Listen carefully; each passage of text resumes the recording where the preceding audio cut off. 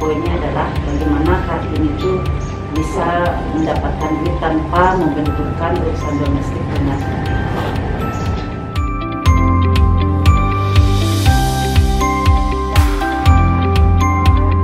situasi pandemi ini justru potensi perempuan lebih tereksplor ya. Jadi di mana perempuan itu akan mendapatkan satu tantangan, di situ muncul peluang-peluang brilian.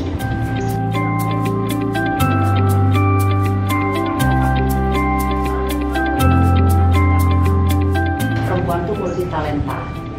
Kapan perempuan itu bisa representasi sebagai Dewi Saraswati ya, ketika ide, kapan dia bisa dari ide itu diimplementasikan menjadi suatu karya yang menghasilkan uang untuk mendapatkan kesejahteraan, dan kapan perempuan itu harus melindungi apa menjadi idenya yang bisa melahirkan kesejahteraan ketika dia tidak mampu untuk melindungi dan terasa bahwa itu adalah mengganggu stabilitas dari kehidupan keluarga dan lingkungan, dia bisa memusnahkan.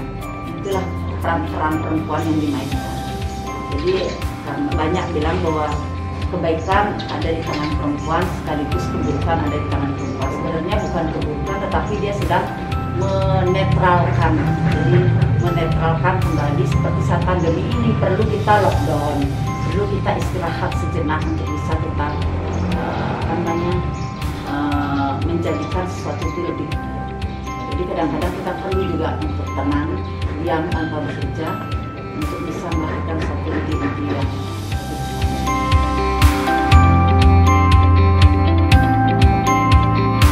semua kegiatan-kegiatan yang saya lakukan yang lebih pada dunia publik itu setelah ayah saya meninggal. Jadi tepatnya 23 Oktober 2007 itu secara totalitas saya mengabdikan diri pada dunia publik selain dunia akademik, karena saya harus menggantikan posisi ayah.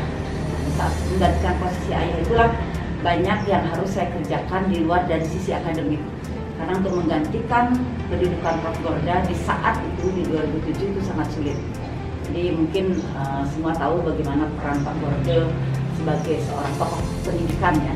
Sedangkan saya sendiri seorang anak yang paling tertua yang hanya sekedar menjadi seorang dosen, sepertinya agak sulit untuk menggantikan, sehingga hobi saya dari sisi yang lain adalah hobi berorganisasi, itu yang saya pakai. Dari 2007 akhirnya ada sesuatu hal yang harus saya menjadi doktor ini, karena memang saya ingin menjadi rektor, itu poinnya. Karena syarat rektor di Universitas harus doktor, makanya saya terpaksa kuliah S3 agar saya bisa menjadi rektor. Nah, ketika saya sudah menjadi doktor, ternyata dunia publik saya lebih nikmat, ya, lebih asik daripada saya menjadi seorang rektor. Karena lebih banyak saya bergaul dengan para menteri. Kalau di dinas mungkin saya hanya tahunya menteri pendidikan, gitu kan. Nah, kalau di dunia organisasi perempuan ternyata lintas kementerian, dan itu buat saya asik. Akhirnya saya tidak ingin lagi menjadi seorang rektor dan tetap menjadi pengganti ayah sebagai pendidik. Nah, akhirnya hasil disertasi saya itulah yang menjadikan saya dinilai oleh Kementerian Pemberdayaan Perempuan itu dengan pendirian GTS Institute. GTS Institute itu program kerjanya adalah membangun karakter calon ayah dan ibu. Di tahun 2009 saya mendapat penghargaan, terus kemarin di 2020 tanggal 1 Desember pribadi saya menjadi mendapatkan penghargaan sebagai perempuan pemimpin Indonesia. Jadi yang menjadi kebanggaan saya adalah ketika saya mendampingi anak dalam 1000 harinya, itu di saat ayah saya masih ada, saya total menjadi seorang ibu. Ketika saya harus meninggalkan publik, anak saya sudah paham. Jadi itu keuntungan saya. Saya lahir di saat yang tepat untuk keluar publik, sehingga tidak ada benturan di dunia domestik saya. Jadi bagaimana saya ingin mengadvokasi, mengedukasi calon ayah dan ibunya, bukan ibunya saja. Nah, jadi sekolah yang saya ingin dirikan ini adalah bukan pasangan yang mau menikah. Karena pasangan yang mau menikah, keumatan sudah punya konsepnya. Seperti Katolik ya, kalau dia tidak masuk diklatnya, tidak disahkan di gereja, gitu kan. Muslim juga sama, ada pendidikannya. Itu pasangan. Kalau saya dari tingkat SMP, tingkat SMA, dan usia pranikah. Jadi SMP, SMA, S1.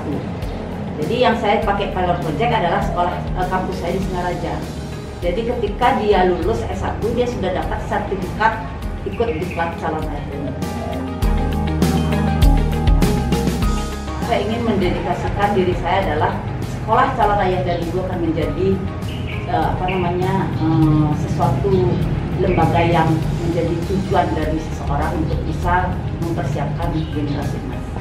Pak Wonder punya mimpi Undiknas, putrinya mimpinya adalah sekolah calon ayah.